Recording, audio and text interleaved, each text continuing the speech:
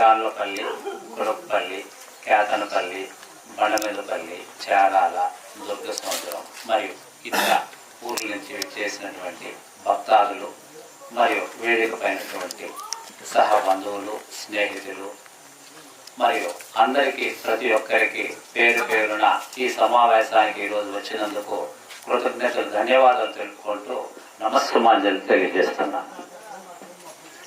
ఈరోజు ఈ సమావేశం ఇక్కడికి ఏర్పాటు చేయడానికి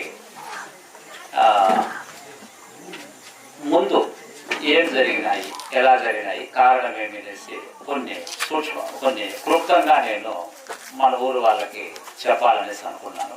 అందులో భాగంగానే ఈరోజు ఈ సమావేశము ఏర్పాటు చేయడం జరిగింది.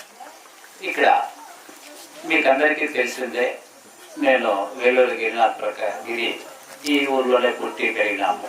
నేను, మా బ్రదరు, మా చెల్లెలు. ఎప్పుడు ఇక్కడ స్కూల్కి పోయేటప్పుడు, వచ్చేటప్పుడు, ఇంకెక్కడన్నా వెళ్ళేటప్పుడు, వచ్చేటప్పుడు ఈ గుడి చూస్తూ గుడిలో దేవుణ్ణి మొక్కుంటూ వెళ్ళి వచ్చేవాళ్ళం. అప్పుడు చాలా చిన్నదిగా ఉన్నది, 5కి 6, 5కి 4 అట్లా చాలా చిన్న సైజులో ఉంది.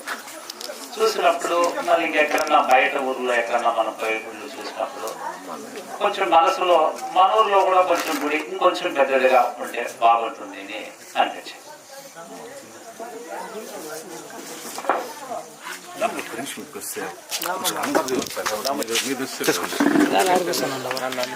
వివరాలు ఏమేమి జరిగినది ఆయనకు తెలుసు, నాకైతే వాళ్ళతో మాట్లాడినాను, ఒప్పుకున్నారు అని చెప్పినాడు. అవునా కదా? అవును.